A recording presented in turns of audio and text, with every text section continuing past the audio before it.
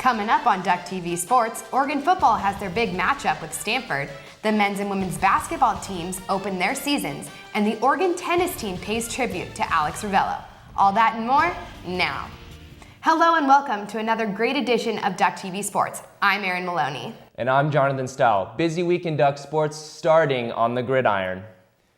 Oregon's 8-0 start had Duck fans already looking ahead to a potential Pac-12 title and a national championship berth, something they were unable to accomplish last season thanks to Stanford.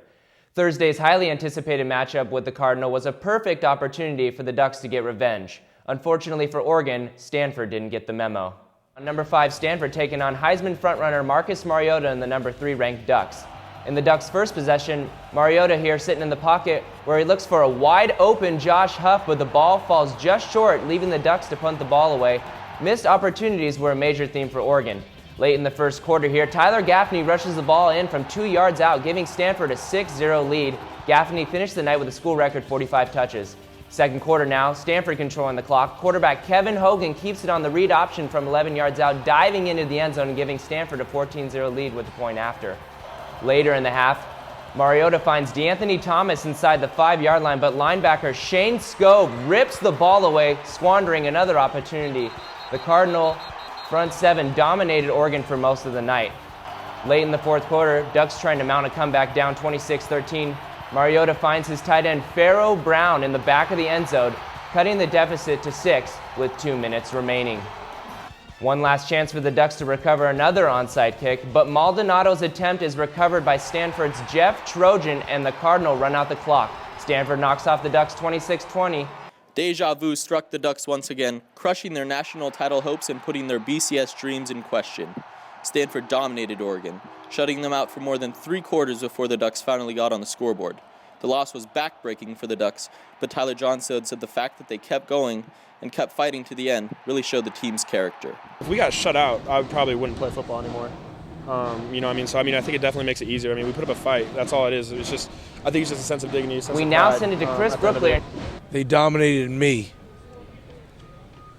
because my guys are awesome and they're warriors and they fought to the end. And we almost had a chance there had we had a little bit more time. Time just ran out.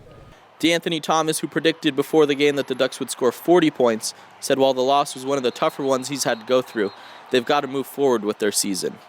It's one of the toughest losses I ever had in my life, and you just got to learn from it and build off of it, and just come back, to practice on Monday and work even harder. Stanford seems to have Oregon's number, having defeated them 2 years in a row, and Oregon's next opponent, Utah, shares many similarities with Stanford. Utah has a losing record at 4-6, but its lone conference win is against the Cardinal. Equipped with bruising offensive and defensive lines, Utah's game plan thrives on controlling the clock and playing smash-mouth football, just like Stanford. Oregon will have to get past that if they want to get back on track with a win, which should be a lot easier to do in the friendly confines of Autzen Stadium. Reporting from Stanford Stadium, Chris Brooklier, Duck TV Sports. The men's basketball team kicked off their season on Friday, traveling over 5,000 miles to take on Georgetown in the Armed Forces Classic in South Korea. A crowd of hundreds of service men and women watched Oregon fight off Georgetown in an 82-75 victory. The Ducks were without point guard Dominic Artis and forward Ben Carter, but a trio of new faces stepped up for Oregon. Transfers Joseph Young, Mike Mosier, and Jason Kalist led the way for the Ducks with 24, 15, and 16 points respectively. The Ducks have their home opener on Wednesday as they host Western Carolina at Matt Knight Arena. Keeping it on the hardwood, the women's basketball team started out huge at home against Cal State Bakersfield on Saturday night, setting a couple of school and Pac-12 records. The Ducks started their season at home getting pumped before the game. Early first half, Shea Rowe nails a triple. She had 4 on the game, but the Ducks were just getting warmed up. Megan Carpenter dishes it out to Caitlin Loper for 3. Loper hits 9 threes and finished with a game high of 29 points. Still first half, Bakersfield Alyssa Shannon with the double clutch lay-in to cut into the Ducks deficit, but Oregon was feeling it from deep. Loper with another 3, the Ducks went on to set a Pac-12 record, hitting 23-pointers en route to score 131 points. Rowe adds to the lead. She added 27 of her own. Ducks win 131-91. In front of a crowd of over 200 friends, family, teammates, and members of the UL community, the Oregon men's tennis team hosted a court dedication in honor of Alex Ravello at the Student Tennis Center on Saturday. The program officially named the center court on the north side of the facility Alex Ravello Court, a fitting tribute to the remarkable career and life of Ravello, who passed away last May in a diving accident. At the time of his passing, Ravello was a standout for the Ducks, having won 60 singles matches and 53 doubles matches in his 3 seasons.